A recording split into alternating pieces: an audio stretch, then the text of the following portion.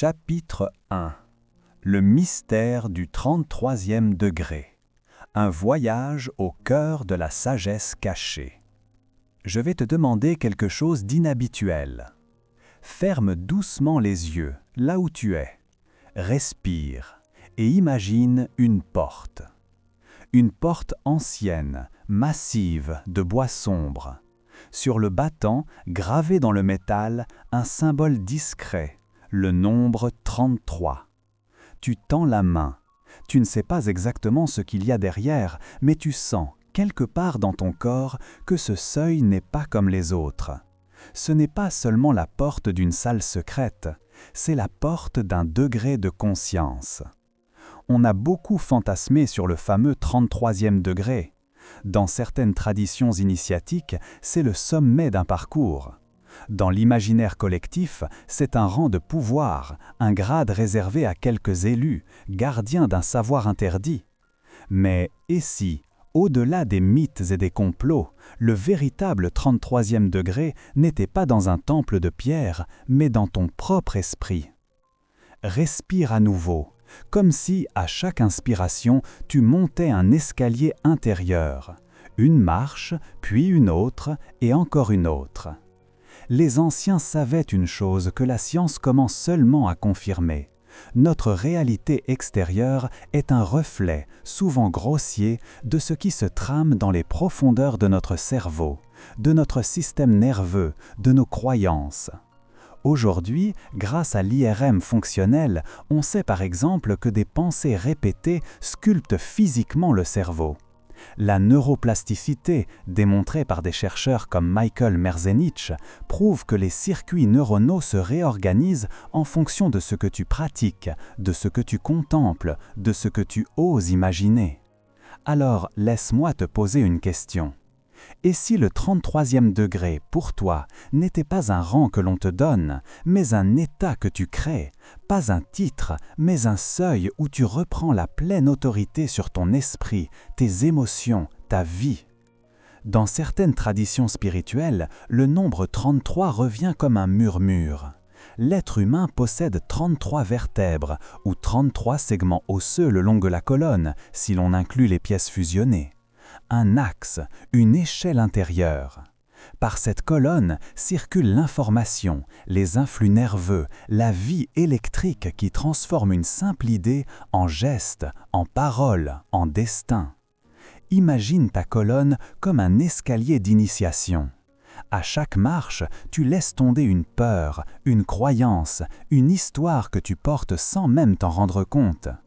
Les neurosciences de la mémoire émotionnelle, comme les travaux de Joseph Ledoux sur l'amygdale, montrent que des expériences anciennes continuent d'activer ton corps, ta vigilance, bien après que tu aies oublié les détails de l'événement. Autrement dit, ton passé vit encore en toi, souvent à ton insu. Et si le véritable voyage vers le 33e degré consistait justement à rencontrer ces mémoires, non pour les effacer, mais pour les transmuter, comme on transformerait du plomb en or? Dans la pénombre de cette pièce intérieure où tu te tiens maintenant, derrière la porte, tout est silencieux. Tu n'entends que ta respiration. Tu perçois le battement de ton cœur, ce rythme discret qui t'a accompagné depuis le premier jour sans jamais te demander ton avis. Tu as cru pendant longtemps que ta vie se résumait à ce qui se voit, tes résultats, ton compte en banque, tes relations, les objets qui t'entourent. Pourtant, la physique quantique, avec des expériences comme celle de la double fente, a mis en évidence quelque chose de déroutant.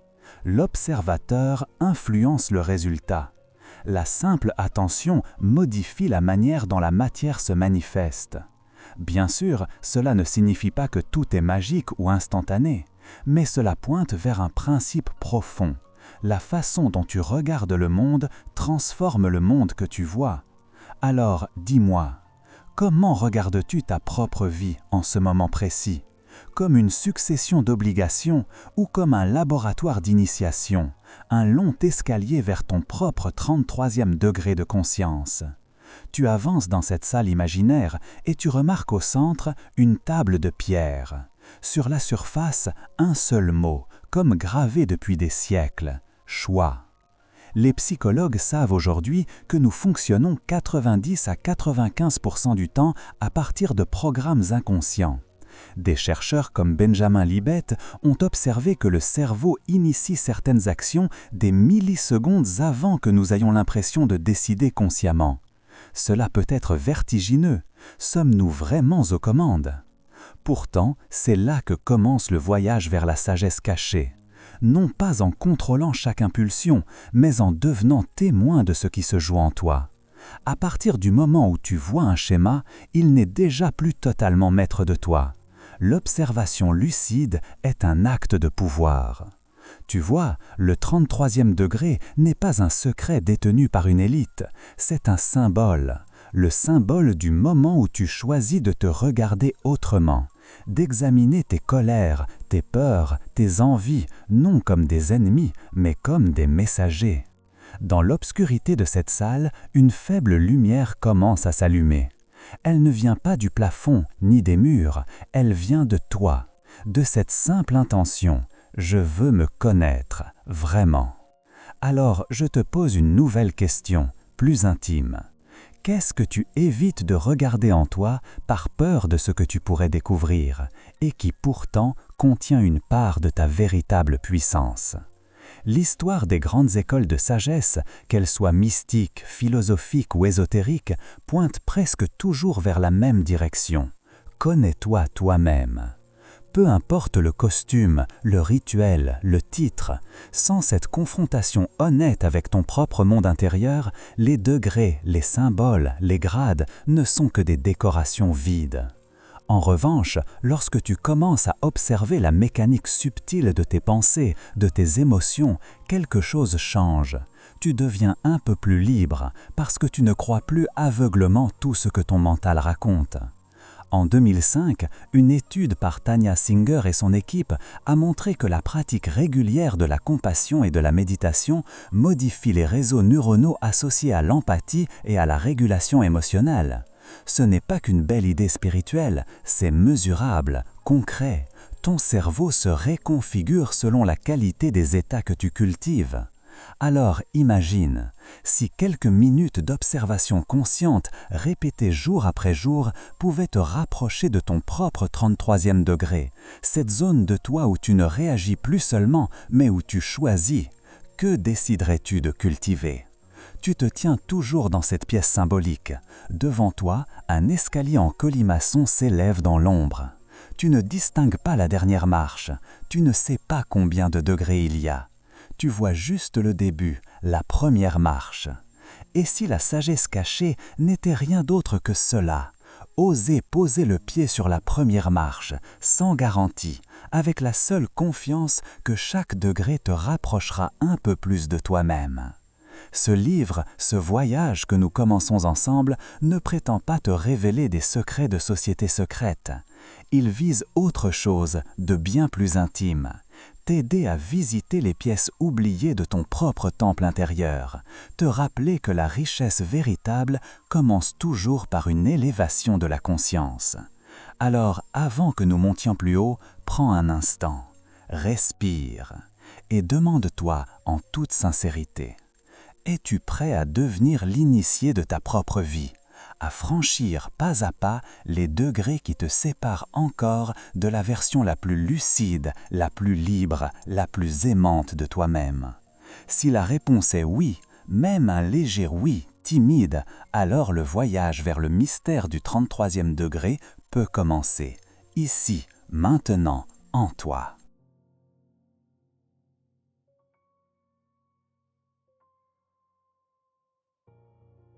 Chapitre 2.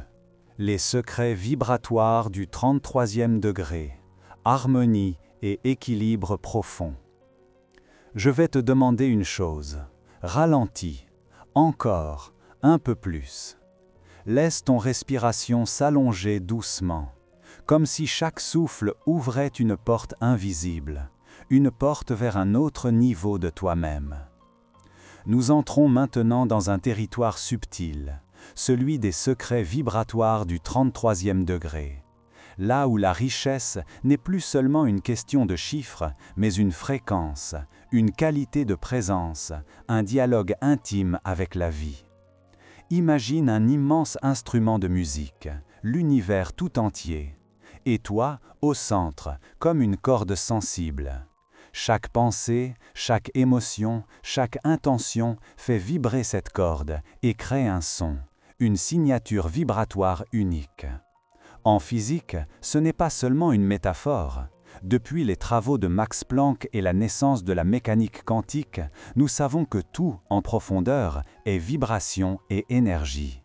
Ce que tu appelles matière n'est qu'un champ d'énergie ralenti, structuré, organisé. Le docteur David Bohm parlait d'un ordre impliqué, un niveau caché de la réalité qui orchestre tout ce que nous voyons. Comme si, derrière chaque événement de ta vie, il y avait une partition invisible. Le 33e degré, sur ce chemin intérieur, représente cette capacité à entendre la musique derrière le bruit, l'harmonie derrière le chaos apparent.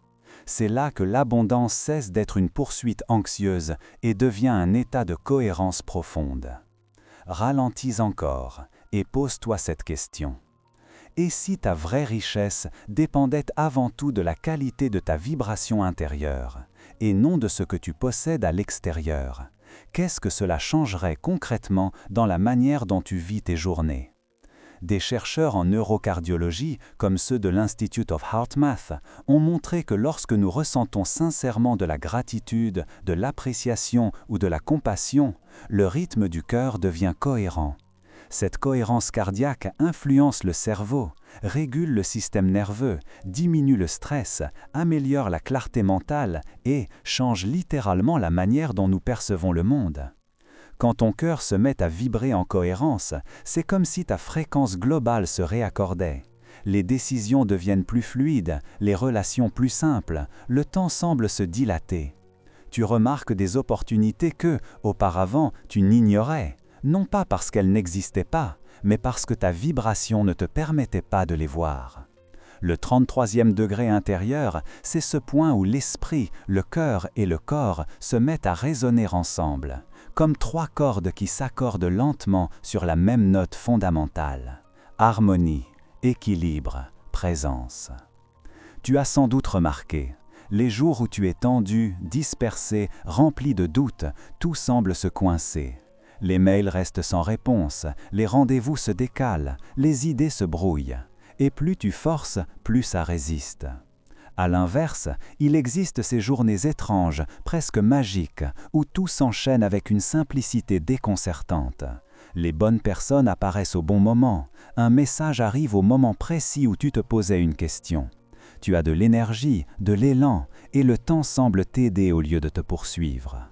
Ce que beaucoup appellent chance n'est souvent qu'un alignement vibratoire momentané. Un aperçu de ce fameux 33e degré. Des études en psychologie positive, initiées par Martin Seligman et prolongées par des chercheurs comme Barbara Fredrickson, ont montré que les émotions dites élevées, comme la joie, la gratitude ou l'espoir, élargissent littéralement notre champ de perception. Elles augmentent notre capacité à voir des solutions, à créer du lien, à imaginer des voies nouvelles. Autrement dit, quand ta vibration émotionnelle s'élève, ton intelligence pratique, ta créativité et tes capacités relationnelles augmentent. Et pourtant, nous avons été éduqués à croire que tout se joue dans l'effort linéaire, dans la lutte, dans le contrôle, comme si le monde était une machine froide qu'il faut sans cesse forcer. Le 33e degré te murmure autre chose. Et si l'harmonie intérieure était le moteur le plus puissant de ta réussite extérieure? Et si les moments où tu t'accordes, où tu respires, où tu te recentres, n'étaient pas du temps perdu, mais l'acte le plus stratégique pour ton avenir? Je vais te proposer une image. Imagine une grande harpe de cristal, suspendue dans un temple silencieux. Chaque corde représente un aspect de ta vie. Ton corps, ton argent, tes relations, ta créativité, ta spiritualité. Certaines cordes sont tendues à l'excès, prêtes à rompre. D'autres sont détendues, molles, presque muettes. Le 33e degré vibratoire, c'est l'art de te transformer en luthier de ta propre âme. Ajuster, affiner, écouter, jusqu'à sentir quand chaque corde trouve sa juste tension, ni trop peu. Ce n'est pas un état figé, parfait, inatteignable. C'est un mouvement, un ajustement permanent, comme le cœur qui bat, comme la mer qui va et vient. Des neuroscientifiques comme Richard Davidson à l'Université du Wisconsin ont montré que la pratique régulière de la méditation modifie la structure du cerveau. Les zones liées à la régulation émotionnelle, à l'empathie, à la prise de décision se renforcent. Avec le temps, l'esprit revient plus facilement à l'équilibre après un choc, comme un pendule qui retrouve son centre. La vraie maîtrise vibratoire n'est pas de ne plus jamais tomber, mais de savoir revenir plus vite au centre, au cœur, à cette note intérieure qui ne t'abandonne jamais. Alors je te pose cette question. Quelles sont, aujourd'hui, les cordes de ta vie qui sonnent faux, trop tendues, trop relâchées, et que tu n'as peut-être pas encore osé écouter vraiment? Tu vois, l'harmonie profonde n'est pas une esthétisation de la vie. Ce n'est pas faire semblant que tout va bien. C'est oser regarder les disharmonies, les tensions, les blessures, sans jugement, comme un musicien écoute un instrument désaccordé, non pour le condamner, mais pour le réparer. Dans les anciennes traditions, le nombre 33 symbolise souvent un sommet de conscience, un stade où l'être humain commence à unir ciel et terre, l'invisible et le visible, l'intention et l'action. Dans ton quotidien, cela se traduit par une question simple, presque brutale. Est-ce que ce que tu penses, ce que tu dis et ce que tu fais vibrent sur la même fréquence, ou bien joues-tu plusieurs partitions contradictoires en même temps? Quand tu dis oui en surface, alors que tout ton corps murmure non, ta vibration se fracture. Quand tu poursuis des objectifs qui ne résonnent pas avec tes valeurs profondes, une partie de toi se ferme. Tu peux obtenir des résultats, mais au prix d'une fatigue, d'un bruit intérieur, d'un vide. Le 33e degré t'invite à une forme de radicalité douce. Oser l'alignement, oser dire oui là où c'est oui, non là où c'est non, sans t'excuser d'exister, sans t'excuser de ressentir. La richesse mentale et vibratoire naît exactement là, dans cet espace où tu cesses de te trahir, où chaque décision devient une note authentique, parfois discrète, parfois puissante, mais juste. Alors, une dernière question pour ce chapitre. Si, à partir de maintenant, tu décidais de traiter ta vie comme un instrument sacré à accorder jour après jour, quelle serait la première petite action, concrète, simple, que tu pourrais poser dès aujourd'hui pour te rapprocher d'un état d'harmonie et d'équilibre plus profond? Reste avec cette question, laisse-la vibrer doucement en toi, car le voyage vers le 33e degré ne se fait pas en courant. Il commence toujours par un pas minuscule et une écoute nouvelle de ce qui chante déjà en silence au plus profond de toi. Chapitre 3. La science de l'âme. Naviguer entre psychologie et métaphysique. Je vais te demander quelque chose d'étrange.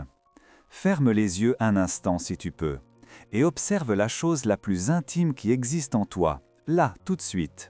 Cette présence silencieuse qui regarde tes pensées passées. Elle n'a pas de forme, pas de poids, pas de couleur, et pourtant, sans elle, rien de ce que tu es n'existerait vraiment. Certains l'appellent conscience, d'autres esprit, d'autres encore âme. La psychologie moderne, elle, préfère parler de schémas cognitifs, d'émotions, de réseaux neuronaux. La métaphysique parle de champs, de vibrations, de dimensions plus subtiles. Et toi, comment la nommes-tu, cette chose en toi qui écoute ces mots en ce moment même? Pendant des siècles, on a opposé la science et l'âme comme deux continents séparés par un océan infranchissable. D'un côté, le cerveau, étudié, disséqué, mesuré. De l'autre, ce mystère intérieur, intangible, que l'on associait à la religion, au sacré, à l'invisible. Mais quelque chose est en train de changer. Au tournant du XXIe siècle, les neurosciences ont commencé à éclairer des zones du cerveau autrefois silencieuses sur les écrans. On a observé par exemple, grâce aux travaux de Richard Davidson à l'Université du Wisconsin, que la méditation régulière modifiait littéralement la structure du cerveau. Chez des moines bouddhistes expérimentés, l'activité des ondes gamma, associés à l'attention et à la conscience élargie, étaient incroyablement élevés, comme si leur cerveau s'était accordé à une fréquence plus profonde de l'existence. Ce que les traditions appelaient depuis des millénaires éveil, présence, contemplation, commençait à laisser des empreintes mesurables dans la matière du cerveau. Et si la porte entre psychologie et métaphysique n'était pas en béton, mais en verre, transparente, fine, presque invisible? Tu vois, pendant longtemps, on a cru que nos pensées n'étaient que de petites ombres qui passaient dans notre tête, sans grande importance. Pourtant, la recherche psychologique nous raconte une autre histoire. Martin Seligman, fondateur de la psychologie positive, a montré que la manière dont nous expliquons les événements influence profondément notre santé mentale, notre capacité à réussir et même notre longévité. Un style explicatif optimiste n'est pas une naïveté mielleuse, c'est un schéma mental qui modifie la façon dont ton cerveau traite les épreuves, active ton système de stress, module ton système immunitaire. Autrement dit, une pensée n'est pas juste une pensée, c'est un acte énergétique, un micro-événement électrique et chimique capable de transformer la biologie et l'avenir d'une vie. La psychologie te dirait « change tes croyances, tu changeras ta perception du monde ». La métaphysique ajoute « change ta vibration intérieure, tu changeras la réalité que tu attires à toi ». Et au cœur de cette rencontre, il y a toi, partagé entre ce que tu ressens et ce que tu oses croire possible. Imagine maintenant ton cerveau comme un ciel nocturne. Chaque étoile serait un neurone, et chaque constellation un réseau de souvenirs, de peurs, de désirs. Pendant des années, tu as tracé les mêmes constellations, tu as relié les mêmes points. Quand ceci arrive, alors je souffre. Quand cela apparaît, je me protège. Quand je pense à l'argent, je contracte mon corps. La psychologie appelle cela des schémas d'attachement, des associations, des circuits conditionnés. Mais la métaphysique te pose une autre question. Qui en toi regarde ces constellations? Qui en toi peut décider de dessiner une nouvelle forme dans ce ciel intérieur? Les recherches en neuroplasticité, portées par des scientifiques comme Michael Merzenich, ont montré que le cerveau adulte est beaucoup plus malléable qu'on ne le croyait. De nouvelles connexions peuvent se créer tout au long de la vie. De nouveaux chemins émotionnels peuvent s'ouvrir. Des personnes ayant subi des accidents cérébraux ont retrouvé des fonctions perdues en rééduquant d'autres zones du cerveau. Si ton cerveau peut se reconfigurer, peut-être que ta destinée intérieure n'est pas figée.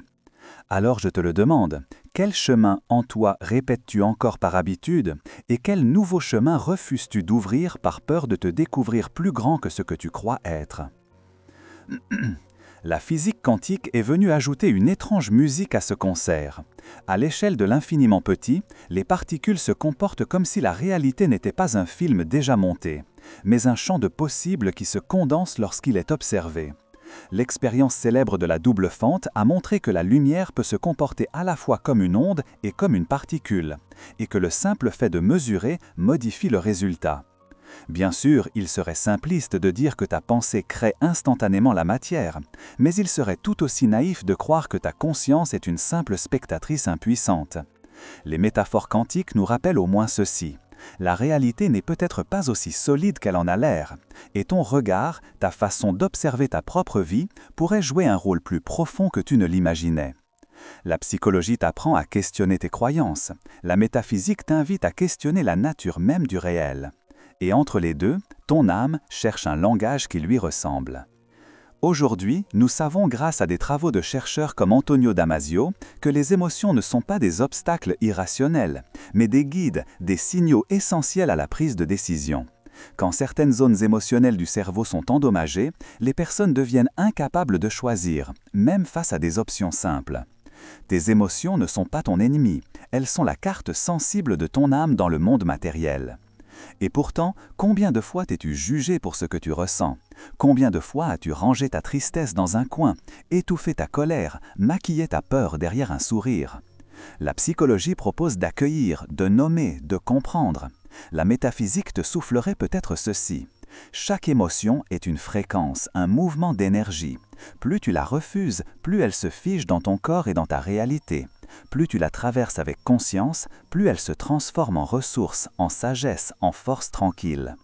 Alors dis-moi, quelle émotion refuses-tu encore d'écouter en toi, de peur qu'elle ne vienne tout bouleverser? alors qu'elle ne veut peut-être que te remettre sur ton vrai chemin. Naviguer entre psychologie et métaphysique, ce n'est pas choisir un camp. C'est accepter que tu es à la fois un être de chair et de lumière, un organisme biologique et une conscience qui s'éveille. La psychologie t'aide à réparer ce qui a été blessé, à comprendre pourquoi tu réagis, pourquoi tu répètes. La métaphysique t'offre un horizon. Elle t'invite à te demander « Qui suis-je ? Au-delà de mon histoire, au-delà de mes blessures, au-delà de mes peurs. » Quand tu unis les deux, quelque chose de puissant se produit. Tu ne te définis plus seulement comme un cerveau qui subit ses conditionnements, ni comme une âme qui attend un miracle venu d'ailleurs. Tu deviens artisan, co-créateur. Tu comprends que chaque prise de conscience, chaque choix aligné, chaque pensée que tu oses élever agit comme une micro-modification de ton système nerveux et comme une micro-onde envoyée au grand champ de la vie. Et peut-être que la véritable science de l'âme commence ici, dans ce point silencieux où tu respires, où tu observes, où tu te surprends pour la première fois à ne plus te voir comme un simple personnage de ton histoire, mais comme la conscience qui écrit en temps réel les prochains chapitres. Alors, assis là où tu es, je te laisse avec cette question, simple et vertigineuse à la fois. Si ton âme était une boussole, au-delà des peurs, au-delà des justifications, au-delà des schémas appris, vers quelle direction, très concrète, très précise, te demanderait-elle de tourner dès aujourd'hui? Chapitre 4. Elena Blavatsky et la transmission secrète. Le pont entre passé et présent. Écoute. Nous sommes à New York, hiver 1875. La neige tombe en silence sur les vitres d'un petit appartement de la 8e avenue. À l'intérieur, la lumière vacille. Une lampe à huile, des livres partout, des papiers en désordre. Et au milieu de ce chaos parfaitement vivant, une femme, assise, le regard brûlant. Elena Petrovna Blavatsky. Elle tient une cigarette entre ses doigts, oublie de la porter à ses lèvres, perdue dans un océan de pensées. Sur la table, quelques mots griffonnés sur une feuille jaunie. Sagesse antique, loi secrète de l'univers, fraternité. Blavatsky n'écrit pas seulement un livre, elle tente de bâtir un pont entre ce que l'humanité a su et ce qu'elle a oublié. Quand elle fonde cette année-là, avec Henry Olcott, la Société théosophique, elle ne cherche pas la gloire, ni la respectabilité, encore moins le confort. Elle ouvre une brèche. Elle ose affirmer que derrière les dogmes, les religions, les philosophies, existe une sagesse éternelle, une tradition unique, dissimulée sous 1000 noms, 1000 langues, 1000 symboles. Elle ose dire au monde que ce n'est pas le monde extérieur qui est ultime, mais la conscience qui l'observe. Plus d'un siècle plus tard, des physiciens comme John Wheeler ou Eugene Wigner suggéreront que l'observateur joue un rôle déterminant dans la réalité quantique, que l'acte d'observer influence ce qui est observé. Mais, déjà dans les salons enfumés du XIXe siècle, au milieu des rires sceptiques et des regards moqueurs, une voix rauque murmurait « Ce que tu crois réel n'est qu'une couche. Apprends à voir derrière. » Alors laisse-moi te demander, toi qui écoutes ces mots en ce moment précis, qu'est-ce que tu considères comme absolument réel dans ta vie? Et si ce n'était qu'un accord, une habitude de perception, une histoire répétée depuis si longtemps que tu n'oses plus la remettre en doute. Elena Blavatsky parle de maîtres, de Mahatmas, d'enseignants invisibles qui lui transmettent un savoir ancien préservé dans des lieux reculés d'Asie. L'historien moderne discute, le sceptique attaque, le biographe soupèse preuves et mensonges probables, peu importe ici. Au-delà des controverses, quelque chose se révèle, l'idée d'une transmission secrète qui traverse les siècles, comme un courant souterrain. Les neurosciences nous montrent aujourd'hui que nous héritons non seulement de gènes, mais de schémas émotionnels, d'empreintes de peur et de survie. Des études en épigénétique, comme celle du chercheur Bruce Lipton, ont montré que notre environnement, nos croyances, nos expériences peuvent littéralement modifier l'expression de nos gènes, et ces modifications peuvent être en partie transmises. Autrement dit, le passé ne disparaît pas, il s'inscrit, se prolonge, se réactualise. Et si, au-delà du biologique, il existait une mémoire plus vaste, une mémoire de l'humanité, un champ de conscience dans lequel toutes les découvertes, tous les échecs, toutes les illuminations restent disponibles pour qui sait écouter. Blavatsky nommait cela « tradition primordiale ». D'autres parleront plus tard d'inconscient collectif, comme Carl Gustav Jung. Les physiciens quantiques évoqueront des champs d'information. Certains chercheurs contemporains comme Karl Pribram ou David Bohm feront l'hypothèse d'un univers holonomique, où chaque partie contient le tout. Ce vocabulaire change, l'intuition, elle, demeure. Imagine Blavatsky, tard dans la nuit, elle écrit avec acharnement la doctrine secrète. Ses mains tremblent, son corps souffre, sa santé se délite, mais quelque chose en elle insiste. Elle doit inscrire sur le papier ce qu'elle sent venir. Que l'humanité a oublié son origine, que nous confondons l'écume avec l'océan, que nous bâtissons nos vies sur la surface des choses sans jamais plonger. La richesse dont parle Blavatsky n'a rien à voir avec les coffres remplis d'or. C'est une richesse de vision, une capacité à percevoir la vie comme un processus évolutif où chaque douleur, chaque preuve, chaque perte révèle une loi plus vaste, une architecture invisible. Les psychologues positifs, un siècle plus tard, confirment ceci à leur manière. Martin Seligman et d'autres chercheurs ont montré que les personnes qui donnent un sens à leurs épreuves, qui voient leur vie comme une histoire en évolution plutôt qu'une suite de malchance, développent une plus grande résilience, une meilleure santé mentale, plus de créativité. Donner un sens, c'est déjà créer un pont entre passé et présent. Blavatsky le disait autrement, « Rien n'est hasard, tout est loi ». Alors je te pose la question, quelle histoire racontes-tu aujourd'hui sur ton propre passé ? Est-ce une chaîne qui t'enferme ou un chemin qui t'enseigne ? Te définis-tu par ce que tu as subi ou par ce que tu as compris ? Elema affirmait que chaque être humain possède en lui un maître intérieur, une étincelle de ce qu'elle appelait l'âme universelle. Les traditions mystiques du monde entier ont répété, sous différentes formes, cette même idée. Au cœur de l'être humain réside une dimension plus vaste que sa biographie. Ce que la psychologie moderne commence à approcher avec le concept de soi observateur, ce point intérieur capable de voir les pensées, les peurs, les impulsions sans s'y confondre. Des études en méditation menées notamment par des équipes comme celle de Richard Davidson à l'Université de Wisconsin montrent que ceux qui entraînent cette capacité d'observation consciente modifient la structure même de leur cerveau. Plus de densité dans les zones liées à l'attention, à l'empathie, à la régulation émotionnelle.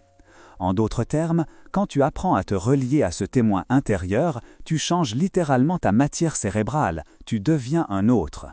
Voilà le pont dont parlait Blavatsky, un pont entre l'homme ancien, pris au piège de ses instincts, de son passé, de ses conditionnements, et l'homme nouveau, capable de se regarder lui-même et de se recréer consciemment. Un pont entre la mémoire des siècles et le choix du présent. Mais ce pont n'est pas théorique. Il commence dans les gestes minuscules. Chaque fois que tu interroges une croyance héritée, chaque fois que tu t'arrêtes avant de réagir, chaque fois que tu choisis une réponse un peu plus consciente que la veille, tu t'avances sur ce pont-là. Elena Blavatsky, avec ses excès, ses ombres, ses contradictions humaines, n'était pas une sainte lisse. Elle était une passerelle. Une fissure dans le mur du matérialisme triomphant de son époque. Elle rappelait au monde occidental, ivre de raison et de machine, qu'il y a autre chose, profondément. Que l'être humain n'est pas seulement un corps qui consomme, qui travaille, qui produit, mais une conscience en voyage. Tu n'as pas besoin d'adhérer à tous ces écrits, ni de croire à ces histoires de maîtres invisibles. Il suffit de capter le cœur du message. Tu fais partie d'une lignée de chercheurs, de sages, d'âmes inquiètes qui depuis la nuit des temps posent la même question. Qui suis-je vraiment et que fais-je ici? Aujourd'hui, les neurosciences, la physique, la psychologie ne disent pas exactement la même chose que Blavatsky, mais elles convergent sur un point crucial.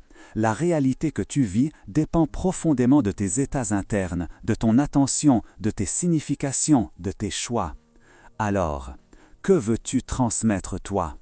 Car la transmission secrète n'est pas réservée à quelques initiés dans des monastères cachés. Elle se joue chaque jour dans la manière dont tu regardes un enfant, dont tu parles à ton propre cœur, dont tu honores ou non la petite voix de ton intuition. Blavatsky a tendu un pont entre le passé et le présent. Mais le pont entre le présent et l'avenir, c'est toi qui le construis, pas à pas, pensée après pensée, acte après acte. Et si, à partir d'aujourd'hui, tu décidais de devenir consciemment un maillon lumineux de cette vaste chaîne?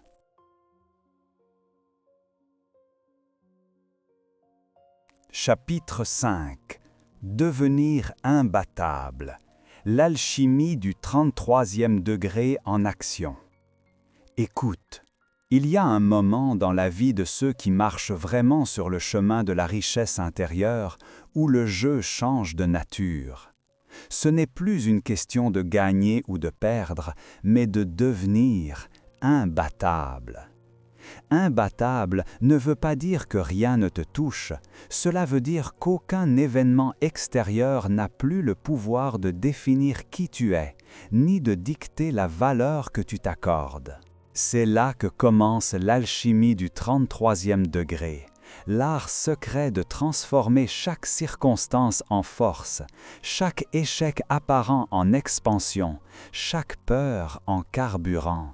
Imagine une pièce presque vide, une grande baie vitrée, la ville au loin, la nuit, et toi, debout, seul avec tes pensées. Tu repenses à tout ce que tu as traversé, aux promesses non tenues, aux portes claquées, aux comptes bancaires au bord du vide, aux nuits où tu ne savais même plus quel était le prochain pas. Et puis, tu te poses cette question qui change tout. Et si tout ce que j'ai traversé n'était pas contre moi, mais pour moi, pour forger quelque chose d'incassable en moi? Pendant longtemps, on t'a appris à associer ta valeur à tes résultats, à tes gains, à tes performances. Mais la science, elle, raconte une autre histoire. En 1998, les neuroscientifiques Peter Milner et James Olds avaient déjà montré qu'un simple signal peut renforcer un circuit neuronal au point de modifier durablement le comportement. Plus tard, les travaux de Hebb sont devenus une maxime célèbre en neurosciences. Les neurones qui s'activent ensemble se lient ensemble. Cela signifie une chose terriblement simple. Chaque fois que tu associes un échec à « je suis nul », tu graves un peu plus cette croyance dans ton cerveau. À l'inverse, chaque fois que tu décides consciemment de relier une difficulté à une nouvelle croyance du type « je deviens plus puissant », tu commences à câbler ton système nerveux pour la résilience, pour l'immunité émotionnelle. C'est cela l'alchimie du 33e degré en action. Ce n'est pas un titre, ce n'est pas un rang, c'est un état d'alignement où tu reprends autorité sur le sens que tu donnes à ce qui t'arrive.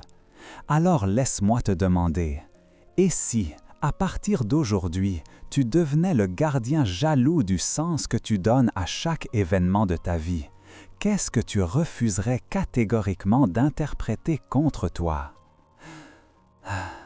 Les anciens alchimistes cherchaient à transformer le plomb en or.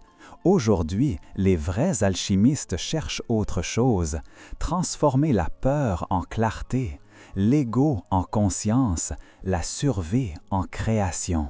En physique quantique, une expérience célèbre, celle de la double fente, a montré que l'acte d'observer modifie le comportement des particules. La lumière se comporte comme une onde ou comme une particule selon la manière dont on mesure.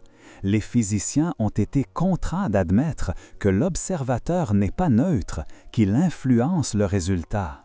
Ce que les mystiques répètent depuis des siècles prend soudain une saveur scientifique. Ce que tu observes en toi, la façon dont tu regardes ta vie, n'est pas neutre. Quand tu te vois comme une victime, tu collapses une réalité de victime. Quand tu te vois comme un apprenti alchimiste, tu collapses une réalité de croissance. Quand tu te vois comme un créateur, tu ouvres un champ de possibles que ton ancien moi ne pouvait même pas soupçonner. Devenir imbattable, c'est affiner ton regard au point de ne plus collaborer à ta propre défaite. Tu peux perdre de l'argent, tu peux perdre du statut, tu peux perdre des relations, mais tu ne perds plus ta position intérieure. Des études en psychologie positive, notamment celle de Martin Seligman sur le style explicatif, montrent que les personnes qui interprètent les événements négatifs comme temporaires, spécifiques et externes ont statistiquement plus de chances de réussir, de rebondir et même de vivre plus longtemps. C'est une alchimie mentale mesurable. Change ton histoire intérieure, tu changes ta trajectoire. Alors je te pose une question. Quand un défi surgit dans ta vie aujourd'hui, ton premier réflexe est-il d'expliquer la situation contre toi ou en faveur de ta croissance? L'alchimie du 33e degré commence par un serment silencieux. Un serment que tu passes avec toi-même. Plus jamais je ne me trahirai pour être accepté. Plus jamais je ne sacrifierai ma vision pour calmer ma peur. Plus jamais je ne laisserai ma dignité négociable. Tu deviens imbattable quand tu vois clair dans tes mécanismes internes. En neurobiologie, l'amygdale est cette petite structure qui déclenche la peur, l'alarme, la survie. Quand elle se déclenche trop souvent, elle inonde ton corps d'hormones de stress. Mais les travaux de Richard Davidson et d'autres chercheurs ont montré que la méditation régulière, la pleine conscience et le travail intentionnel sur les émotions modifient littéralement l'activité de l'amygdale et renforcent le cortex préfrontal, la zone liée à la prise de décision consciente. Traduction. Plus tu t'entraînes à ne pas réagir impulsivement, mais à ressentir, respirer, choisir, plus tu fais passer ta vie du pilote automatique au pilotage conscient. C'est exactement ce que fait un alchimiste du 33e degré. Quand quelque chose le blesse, il ne se contente pas de réagir, il observe. Qui en moi est touché? Mon ego, ma peur d'être rejeté, mon besoin de contrôle. Puis il choisit. Quel moi supérieur a envie de répondre? Ma sagesse, ma vision, mon engagement. L'ego veut avoir raison, la conscience veut être libre. Et toi, que veux-tu vraiment? Avoir raison ou être libre? Devenir imbattable ne signifie pas devenir froid, hermétique, intouchable. Cela signifie devenir profond, ancré, disponible. Tu peux pleurer, tu peux douter, tu peux vaciller, mais au cœur du tremblement, quelque chose en toi reste inébranlable, ta décision. Ta décision d'apprendre, ta décision d'aimer plus haut, ta décision de servir plus grand. Dans l'histoire de l'humanité, tous les grands créateurs, inventeurs, bâtisseurs que l'on admire aujourd'hui ont traversé des périodes d'effondrement. Thomas Edison a testé plus de 1000 filaments avant de trouver celui qui deviendrait l'ampoule durable. Lorsqu'on lui demanda comment il supportait tant d'échecs, il a simplement répondu qu'il avait trouvé 1000 façons qui ne fonctionnaient pas. C'est un regard d'alchimiste. Tu n'échoues pas, tu affines. Tu n'es pas en retard, tu es en train de te préparer. Tu n'es pas brisé, tu es en cours de recomposition à un degré supérieur. Alors, laisse monter cette question en toi, sans te juger. Dans quel domaine de ta vie refuses-tu encore de voir que tu es en apprentissage et que cet apprentissage qui fera de toi quelqu'un d'imbattable? L'alchimie du 33e degré en action, c'est aussi ta relation à la richesse. Tant que tu crois que l'argent est au-dessus de toi, tu restes esclave de lui. Quand tu réalises que l'argent est une énergie neutre qui amplifie ce que tu es déjà, tu te poses une question différente. Qui dois-je devenir pour que l'abondance soit la conséquence naturelle de mon état intérieur? La richesse n'est jamais seulement financière, elle est mentale, émotionnelle, relationnelle, spirituelle. Des études sur la gratitude, publiées par Robert Emmons, ont montré qu'un simple exercice quotidien de gratitude augmente le niveau de bien-être, réduit les symptômes dépressifs et même améliore la qualité du sommeil. Un alchimiste sait cela. Il sait que pour recevoir plus à l'extérieur, il doit ouvrir davantage son champ intérieur, ouvrir ses perceptions, sa capacité de reconnaissance, sa capacité de célébrer ce qui est déjà là. Alors je veux te laisser avec cette invitation. Et si devenir imbattable, ce n'était pas devenir plus dur, mais devenir plus vrai, plus cohérent, plus courageux face à ta propre lumière? Tu es peut-être beaucoup plus près que tu ne le crois. La question n'est plus « suis-je capable ?» La vraie question, est-ce enfin disposé à cesser de jouer petit, à cesser d'interpréter ma vie contre moi et à me lever comme l'alchimiste que, secrètement, j'ai toujours su être. Respire. Le 33e degré n'est pas une destination, c'est le choix que tu fais maintenant de ne plus abandonner ton pouvoir. Jamais.